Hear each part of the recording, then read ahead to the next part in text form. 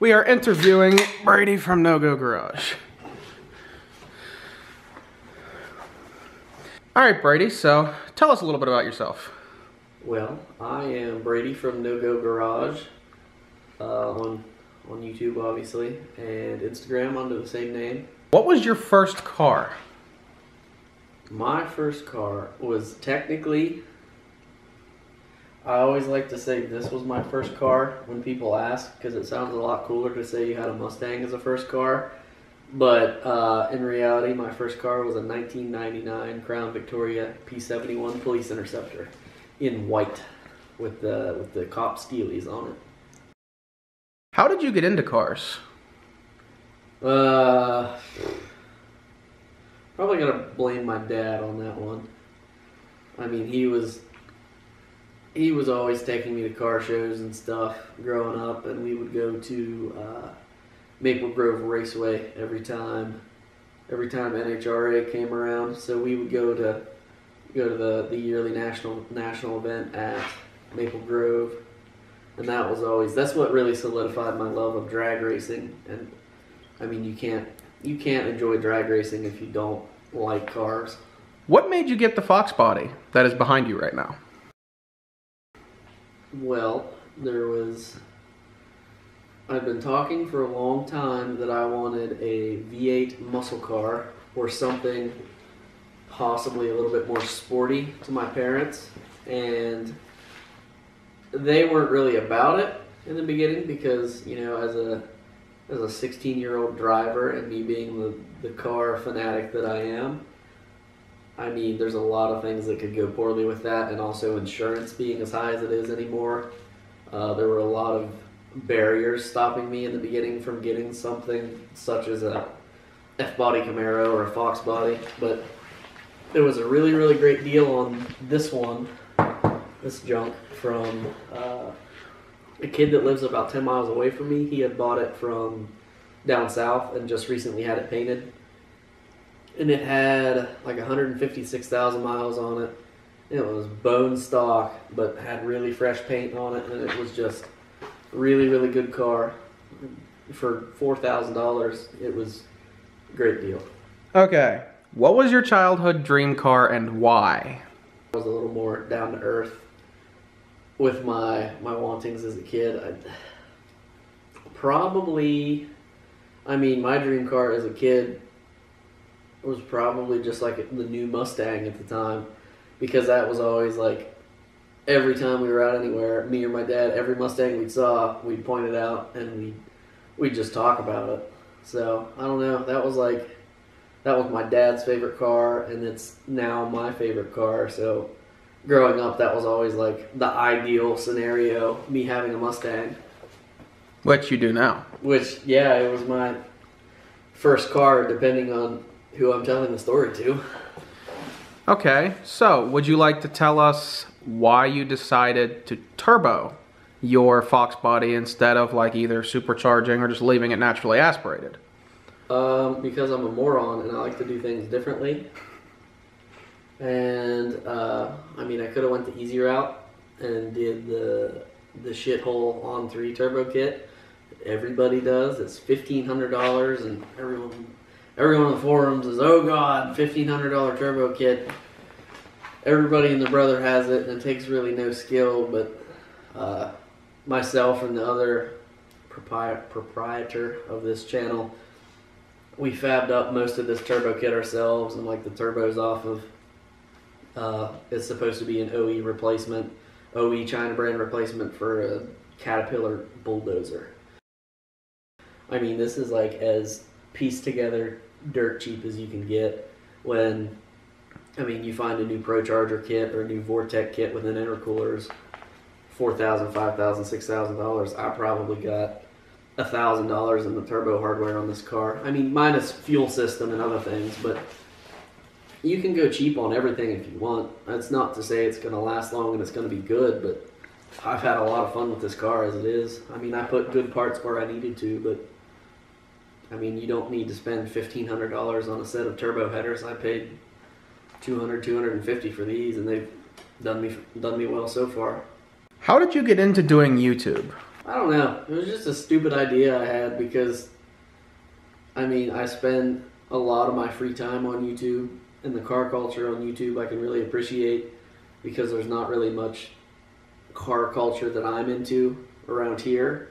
And so the internet was always a way to connect with other people that are into the same things as me. And like, I spent from when I was 7 to probably 12, every day I'd get on Yellow Bullet or LS1 Tech and just read about what other people are doing with cars and stuff like that. Like, not just YouTube, but I mean really any outlet on the internet that I could talk to other people and share what I do and see what they do and see what they like and show what I like. I enjoy it. So did any particular YouTuber inspire you to start doing YouTube at all? Well, don't let me get sappy here, but you were an inspiration in the sense that, like, you were a down-home, around-here kid, and you were, like, relatively successful. I mean, you've got 500-some subscribers now, and that's more than millions. And only a year, and along with not having my own personal car as well. You can brag all you want. I mean, I'm not bragging. I'm just saying. I'm still surprised I have that many. No, I agree. I mean, you put in the work and you show like what can be done, and with your limitations, you show what can be done even if you don't have a car and say you don't have all the money for the latest camera equipment. You make do with what you have and you do a damn good job doing it.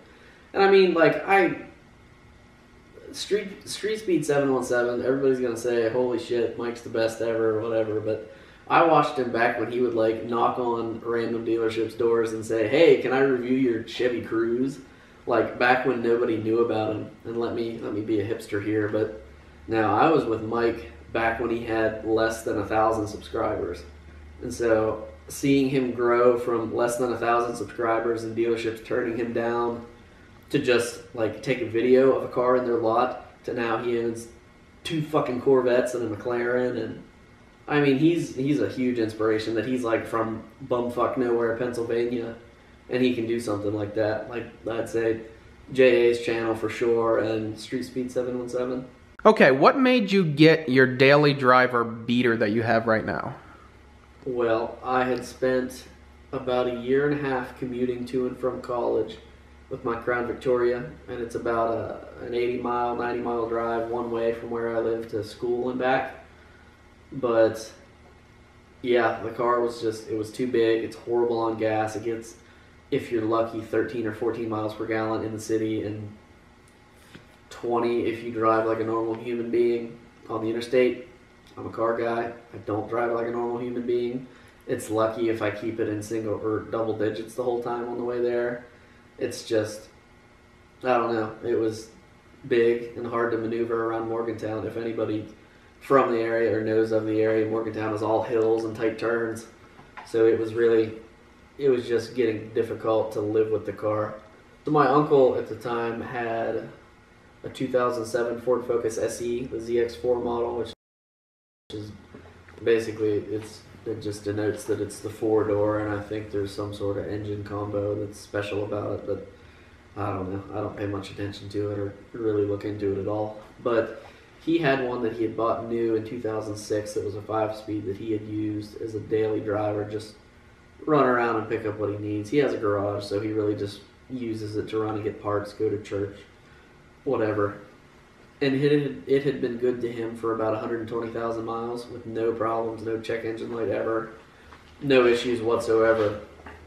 And yeah, it just seemed like a good car. I got it for a really, really good deal.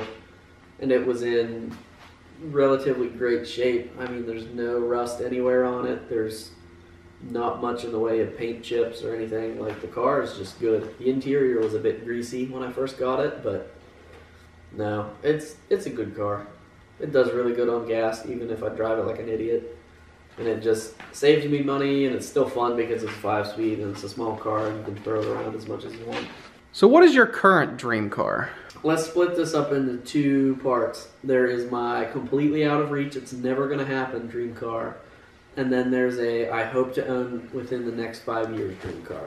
Well, maybe 3 parts. I don't know. Because there's two dream cars that I can see myself owning. And then there's one that's never going to fucking happen, but it would be wonderful.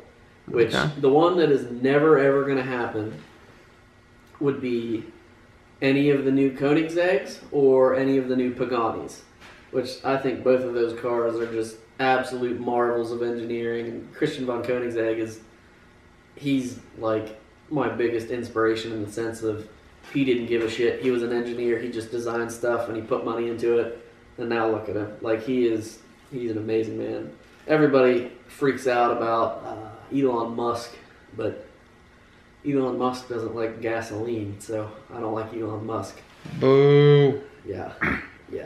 But cars that I can see myself owning, that would be a dream car, 0304 Terminator Cobra, obviously. That would be incredible. And 13 or 14 Shelby GT500, unless they come, any of the new GT500s end up with a twin-turbo Voodoo motor. Because I think 8,250 RPM redline with 2 turbos and all the boost you could ever want, that would be perfection. What is car culture like in your area? It sucks. Moving on. No, explain it a little bit. What is car culture like in your area? Car culture in my area is lifted diesel trucks, bagged Honda Civics, and fucking your sisters. Moving on. There are some muscle cars around here. Okay, but the muscle cars around here, it's very rare to find people that are actually car people. If you know what I mean, there's people who own nice cars, and then there's car people that own nice cars. And I don't know. There's the kind of people that take their things, take their shit to a show 5 times a year, and they put 150 miles on it a year.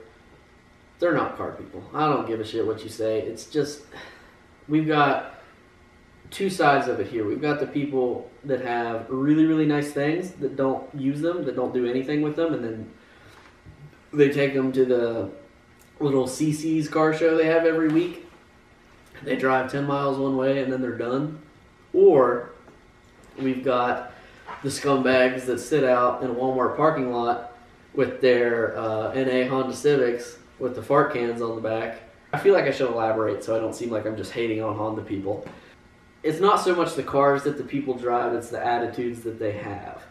Like the Honda guys are all... I've not met a single person around here that drives a slammed fart can Honda that I can actually enjoy talking to, because most of them just... they buy their Fast and Furious parts and don't really give a shit about cars or know much about cars. I love Honda culture and I love Honda car culture. Just not in this area, because Honda culture in this area is just douchebag. It's just the epitome of douchebag. And if you can't tell, I definitely don't align with either of those. I have both of those vehicles, but I don't know. You're more of a muscle car type of person. Not my thing. Right. I mean, it's not even muscle cars in the sense that I love like DSM cars. Holy shit. 4G63 Eagle Talon. Yeah, it's just good. It's perfection. But nobody around here does that stuff. And there's a couple muscle car guys, and there's a couple guys like the guy that had that white Terminator that reviewed.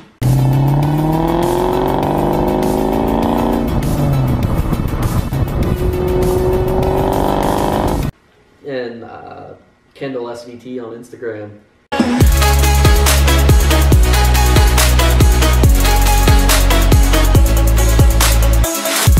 They've got cool shit, and they thrash them, and they're car guys, and that's the kind of car culture that I like and that I want to see around here, but it's not there. Cars, they should be used as a unifying agent for people, not as something to make people hate each other. Like, exactly. I don't see a slammed Honda going past and say, ooh, that guy's a piece of shit because he drives that car.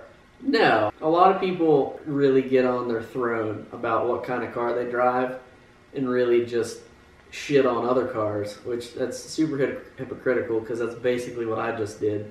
But I'm just talking about our area and our specific people. Have you ever had a ticket? Yeah. Tell us about your first ticket. Well, I usually get warnings. I'm usually pretty good about that. My first actual ticket that I got was in August of 2016 in this car, right after I built the motor, and it was my going away party to go to college. And I've been telling my grandpa ever since I got this car that I need to take him for a ride in it.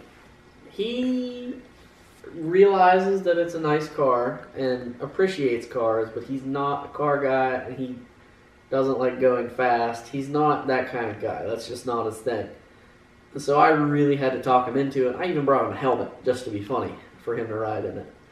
So there's this stretch of road near a dealership where I live. It's called 36. And it goes up this hill, and it's straight for about 1.5 miles, just dead straight up a hill. And so I pulled out onto this road, and I took him up the hill. And of course, it's like 6:30. And this cop in this big honking black Suburban is going past, and I'm at the top of third gear, which in this car with 308s, I mean that's close to 125, 130 or so, and yeah, that was a bad time. I went past him at 120 plus, and the car is not quiet by any means. At the time when it was in the naturally aspirated configuration, it had long tube headers and a catless H-pipe and straight through SLP resonators. So it was pretty fucking loud, and cop heard it. Cop see me go right past him. So he pulls a U-B right in the middle of the road, like with cars coming at him. He swings the Suburban around. And so my first instinct was, I'm going to get up over this hill, and I'm going to gun it, and I'm going to get away from him, and he's not going to find me by the time I get to the end of the hill. Because really, this hill, like I said, it's 1.5 miles or so long, and once you crest over the top of it, there's a number of different roads that you can take and get away. And so I thought, hey, whatever, we'll just get a little faster down the hill and turn off where I need to and sit there and wait for him to go past. No, that's not what happened. Grandpa started freaking out when he saw the blue and reds in the mirror, so I did what a good Samaritan would do, and I slowed it down and waited for him to get up on me and pulled over. And I was lucky because the cop was one of my best friends growing up, his uncle, and he recognized me and said, "Hey, are you still friends with my nephew?" And I'm like, "Oh yeah, he's my best buddy." And I got out of 130 mile an hour ticket because I was friends with his kid, or his nephew, and I only got a ticket for not having my registration with me. Fox Body glove box, how it opens, if we're looking at it from the side, and this is it closed. When it opens, it comes down like this, like any other glove box. The hinge sits right here, and there's this space right at the top of it where anything can go behind the dash. And my registration card, when I opened it, I saw it fall back behind the dash as soon as I opened it, as the cop was walking up to the car. So I knew I was fucked in that situation. But no, the cop had to write a ticket for something, and I realized that. And so that was knowing his nephew and not having my registration card, because I wasn't going to pull the dash off for the cop, was really my saving grace in that situation. It was just a $50 ticket. And it could have been a trip to jail and $5,000 in fines and impounded car and lots of stuff I don't want to happen. What's some sketchy things you have supposedly done in a car?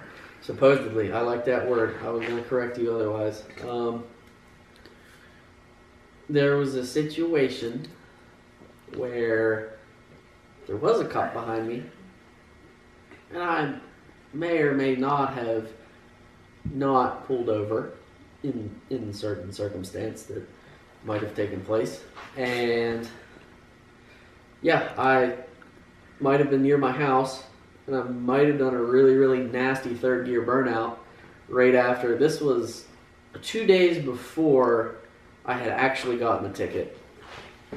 So I did a really, really ridiculous third gear burnout on a big stretch of open road, and I saw blue lights through the smoke, and I gunned it I went as fast as I could back to my house, and I shut the lights off, and I hid the car behind the house in the yard, and it was sketchy, and it was bad.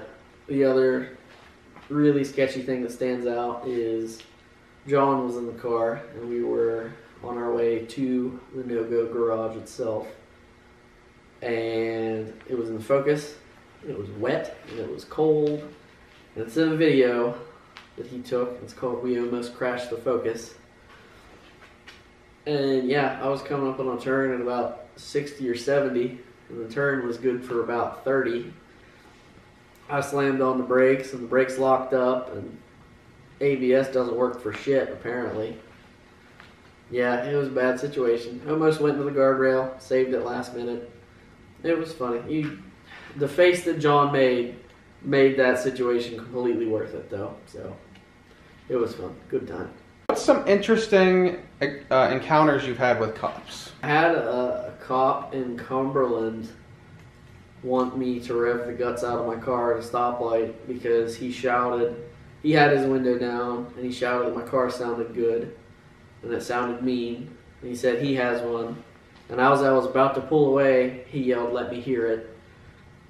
And buddy, I did. And also, this is another alleged thing that I'm not going to tell on the guy, but there is a school resource officer at the high school I went to. Every time I pulled out with this car, he would be standing there directing traffic, and he'd go, and buddy, let me tell you, I did. Every time he did that, I would let her eat in the parking lot at school pulling out. And that was just, it's funny how some cops can be like that. Back to the sketchy things happening in a car. You want to tell everybody about the story of you doing donuts on 68, not intentionally? Yeah, that was a bad time. That's PTSD triggered for sure. But I was on my way to the track 2 summers ago, right after I built a motor in the car.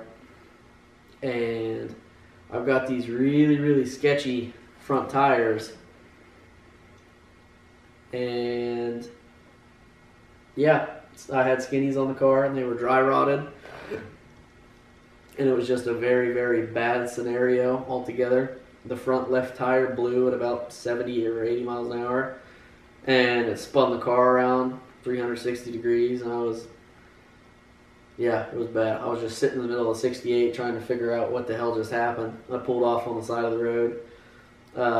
John, not you John, but John Bison, he was going to the track with me, so he saved me along the side of the road. We took the wheel and the tire to the shop, got a new tire put on it, a new skinny for some reason, and yeah, I drove it the rest of the way to the track. I ran the best time I ever had in the car, and drove it the fuck right back home. I've actually got the tire right over here. Had one of these bad boys happen. This isn't the exact tire. This is the other one that I still ran on the car that was dry rotted after this scenario, and it did this on me. But luckily, it only did this in a driveway and not at 80 miles an hour or 130 on the track. Yeah, but the other one actually popped when the tread let go, and it took a lot of paint off the fender of my car. And the other fender. Oh, the other fender? Yeah. It took a lot of paint off the fender of my car and just really fucked my day up. It was a bad time.